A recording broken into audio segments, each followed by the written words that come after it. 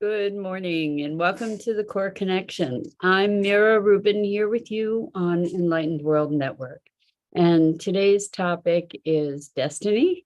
What we're going to look at is how the most difficult experiences of our lives are not just things that we've survived, but that have shaped us to become perhaps who we came here to be. And that those experiences are the pathway that we follow to the expression of our destiny, whatever that destiny may be. And that's a whole other conversation, right? But good morning, Rosalind. Welcome. It's so good to have you here with us this morning. And welcome to everybody else who's joining us. And before we get started, let's take a couple minutes to get present. So let's take a deep breath in through your nose and hold it. And imagine clean, crisp oxygen flooding your lungs, flowing into your bloodstream, nourishing all your cells, all your organs, bringing vital life energy to your body and being. And as you exhale any tension, stress, negativity, fatigue. And now let's take another deep breath in through your nose and hold it. This time, imagine brilliant, bright light lighting you up from the inside out, illuminating, electrifying, and energizing all your cells, all your molecules, your electrons, creating a brilliant beam of light and energy from your heart out into the world. And as you exhale any remaining tension, stress, negativity, fatigue. And now let's press our palms together. Vigorously rub your hands together. Feel the friction, feel the temperature, the pressure, the motion, all those sensations and the tickling and tingling when you stop, and allow all those sensations to bring you present right here, right now, into this remarkable physical form that enables you to experience life. Welcome, welcome, welcome. So good to be here with you this morning. So we're going to talk about destiny, but we're also really going to talk about the experiences that we often look at in our lives and say, it shouldn't be that way. It shouldn't have been that way. That was a horrible thing. I'm just going to put it behind me. And I think that if we can pay more close attention, we can start to recognize that these experiences that we survive, that we move through, are experiences that shape us. And it is often in the moving through those experiences that we learn our greatest lessons, that we hone our greatest skills and insights and talents in many ways, that we are deepened and wizened, made wise by those experiences, that had they not happened, we wouldn't be who we are. We wouldn't have the capacities that we have. So we were talking about living beyond ableness, promises beyond ableness yesterday. And today, when we look at these experiences of life that challenge us, they are experiences that stretch us beyond ableness, right? They are the lessons that begin to shape us often in ways we wouldn't have chosen. Well, welcome, Robin. It's so good to have you here with us. It's been a while. Welcome, welcome. We're talking about destiny and talking about how oftentimes it's the worst experiences of our lives that make us who we are in many ways, for good or for ill, right? So it has to do with how we integrate those experiences. So for instance, I had a really hard growing up, and not overtly hard in the same way that so many other people experience. They're not here to say my growing up was harder than yours. I can just say that it registered for me as very, very hard. I was very depressed most of my life, suicidal ideation, and it just, it, you know, it wasn't due to well, whatever it was just a very difficult period for me. And going through the depth of despair that I did, and being here to talk about it, was a very profound training ground for me that enabled me to have a deep tolerance for profound emotional states. It also allowed me to develop insight. I mean, I've been on a journey of personal transformation and growth and discovery for my whole life, really. But because of the trauma that I experienced, then that led me on this path that has now made it possible for me to support and hold space for and be present to profound experiences of grief and trauma. So it was what the most difficult experiences of my life, and I'm just using me as an example because obviously I'm familiar with that example, but it was the depth of that experience that shaped me, or through which I shaped me, that has given me the ableness. We're talking about promises beyond ableness. It has given me a greater capacity. It has stretched me to be able to be present to other people that are experiencing that level of pain. And I invite you to look at the traumas of your life, and rather than, so for years, as a result of all that, I perceived myself as broken, and I experienced myself as broken. I spent years and years trying to fix myself. And I think that we tend to go through the experiences that we experience and see ourselves broken oftentimes as a result, where instead that story that we have, the experience that we've been through, is something that has educated us, that has distinguished us from others, perhaps, that has, and what I mean by distinguished us from others is to refine our uniqueness, to refine our personal strengths. I had the most remarkable conversation with a dear, dear friend yesterday, whom I just so deeply admire and respect. And this person is a a functional medicine doctor.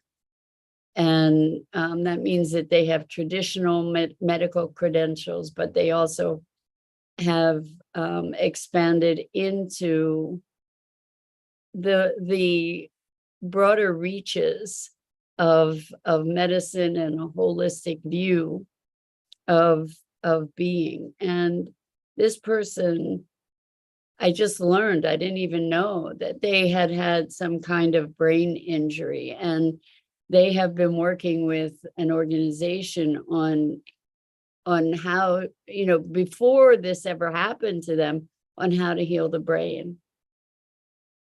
And one of the practices, and I'm just learning about this, that helps to reprogram and heal the brain and regenerate connections is creeping and crawling, literally creeping and crawling on the ground. And that creates new synapses somehow. It's endlessly fascinating. However, this person told me that they have spent months creeping and crawling, and they have their brain function back. And I don't know that that's the totality of the story, but this is just such a story of profound triumph. And in this experience where this person had been so deeply debilitated and has come back to be the brilliant human being functioning on all cylinders, when there were certain cylinders that were very, very damaged, it's miraculous. And what a challenge to have gone through that, and what a story. And that story, I know that story and that experience is something that is going to deeply enhance this person's capacity to create a difference in the world. That there's a mission that's growing out of this. And I have this image of them creeping and crawling, and I think about people in the trenches in battle. And even though I don't love the war metaphors, but here this person, just against all obstacles, just was moving through the trenches and restored their brain. And so they are firsthand proof of something that is a modality that very few of us are familiar with, that is absolutely radically transformational. This person has credibility from the vantage point of their academic prowess, their medical knowledge, their life lived experience. And I said to them, there's definitely a book in this. I mean, this is just quite extraordinary. And the hardship, talk about hardship, like crazy hardship. Like, here's someone whose profession was completely dependent upon their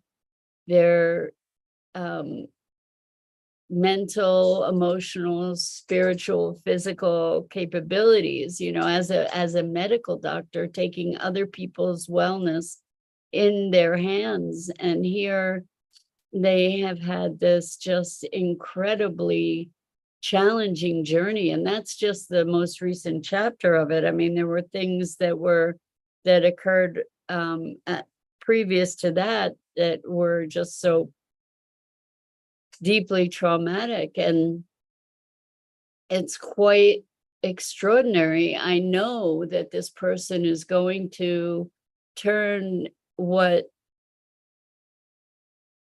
looked tragic into the most remarkable triumph. And I started reading this book on Kindle at like 3 a.m. because I couldn't sleep. The book is called Finding Ugly: Transform Your Worst Moment into Your Best Moment, something like that. And it really got me to thinking about how our traumas are often the source of our greatest strengths and our greatest wisdom, if we allow them to be. So I have another client who has been railing against the fates and how, that really traumatic upbringing, really dysfunctional family, abusive in multitude of ways. And finally, after a good bit of our working together, this person is allowing themselves the potential, allowing themselves the possibility of moving out of victimhood and recognizing just the beginning glimmers of recognizing that all of this, because this person wants to be a healer and to make an impact with people in the world, they are just starting to recognize that all of these experiences are their credentials, essentially, are the very seeds of who they are becoming, and who they want to become. And that in these traumatic experiences and their triumph beyond them lay the strengths that and the wisdom and the experience, the credentials that are going to make them the power and impact that they are looking to become in the world. And for the longest time, they were like, I just want this stuff to stop. I just want this to be over so I can get on to doing what I was what I came here to be.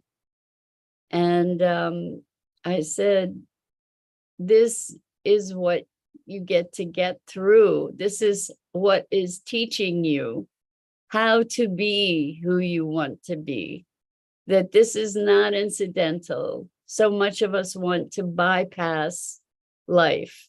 We want to just like get through this phase so we can get to the next place, right? Where we think we really want to be, or where we believe we should be. But the thing is, it's all part of it. It's all part of the journey. What if, and in this book, it was really interesting. I haven't gotten very far yet, but he's talking about how, what if the world that's out there is just 100% our projection, our creation? And they started out the story being paralyzed in a hospital bed with Guillain-Barré syndrome, a super extreme version of it. And they were paralyzed, they were unable to move, and they focused their attention.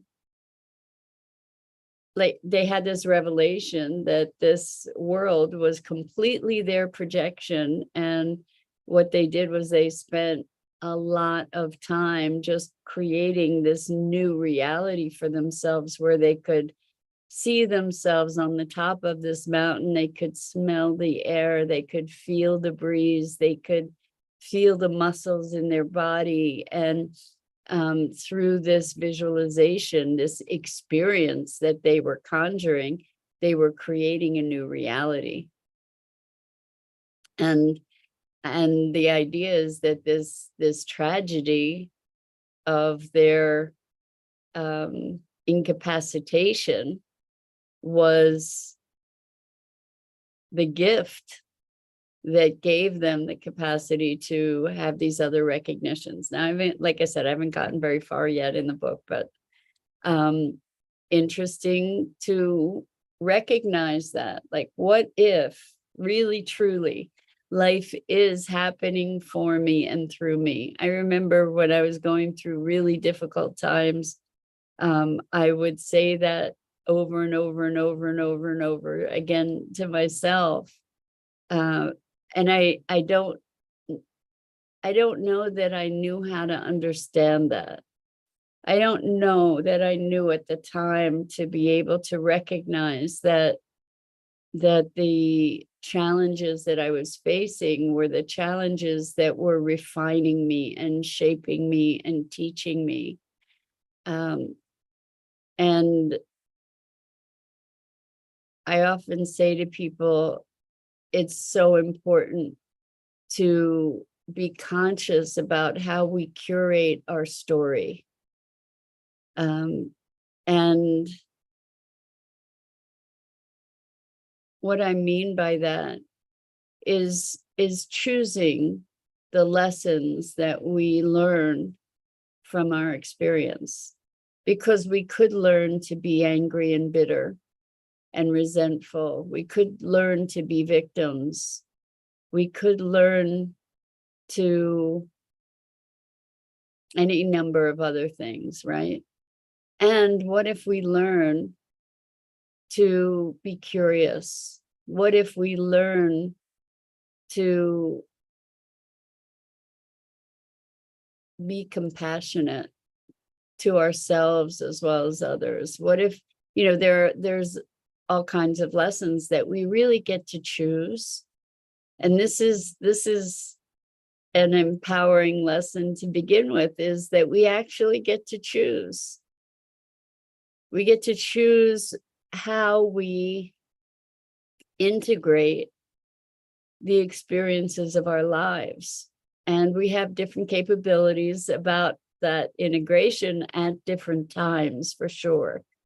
When we're in the midst of the pain and the anguish, well, it's so interesting. The same client that I was talking about that is starting to have the inkling of understanding, I was saying to them, you're going to look back on this and you're going to appreciate that it was all perfect.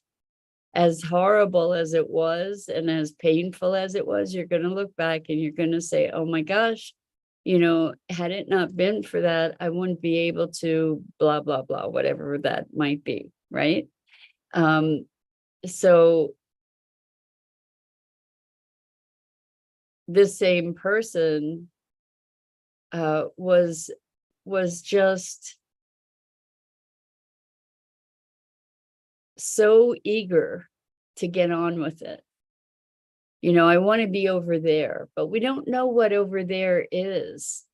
And by affirming, I want to be over there, we are also affirming the need to go through this moment, right? To be in this moment, to be experiencing this moment, because this moment is going to inform the over there, right?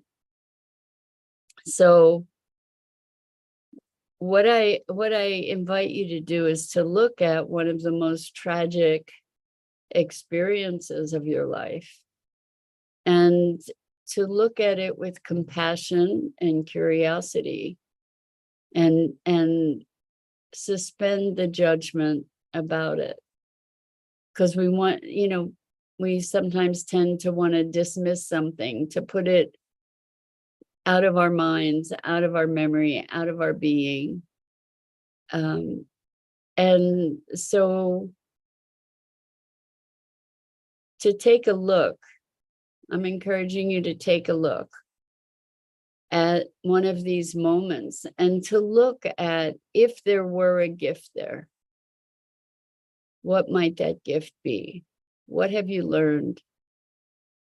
What has deepened in you? A capacity perhaps for deep grief, to know that you can experience grief and you can get out of it. You can emerge from it. So I have another client who is a wizard and a master at manifesting things in the world.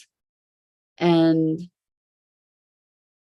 this person was talking about how they're kind of new to the emotion realm, the feeling realm. And there were all kinds of circumstances that have been occurring one after the other that have an emotional signature to them, but this person wasn't experiencing it. And it was so fascinating because we were talking about a situation where they were doing a controlled burn on their property to get rid of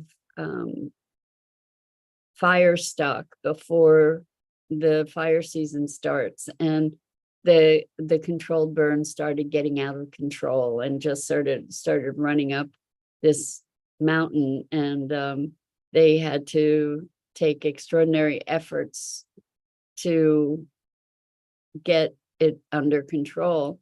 And when they told that to me, told me that story, it made it clear to me that that it was a metaphor, for their fear of their emotion, that they were afraid that it would run out of control, and that was terrifying, that it would overtake everything. And when we experience these deep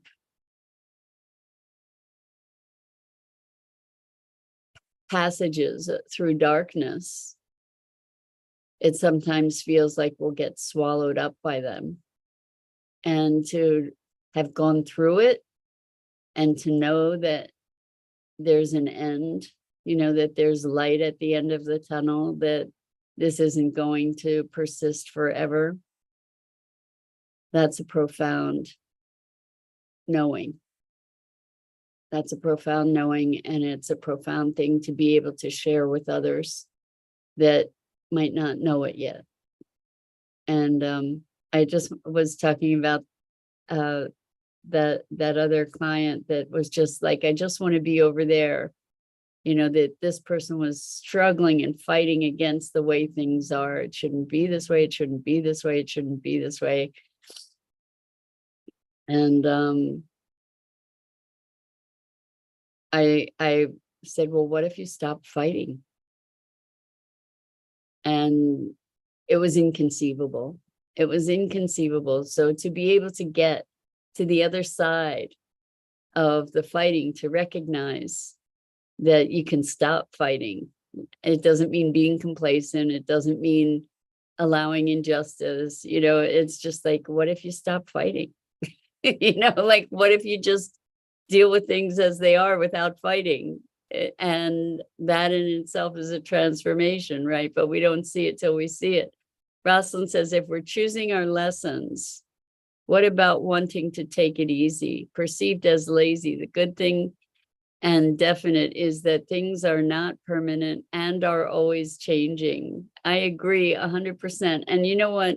This perception about lazy, like that's a whole other conversation for another day, because a lot of our values are so skewed toward doing, and toward what we consider productivity, and that is often a way to avoid being, to be locked into this doingness, and to be able to just be, to not have to be doing all the time. There's merit to that. So perceived as lazy by whom is a question to entertain. And things are always changing, as are we. And the more comfortable we become with change, the more we are able to be responsive to change, the better able we will be to deal with the circumstances and opportunities that life presents to us. So with that, I'm going to call it a morning. It's always such a pleasure and privilege to have these conversations with you. I'm so grateful.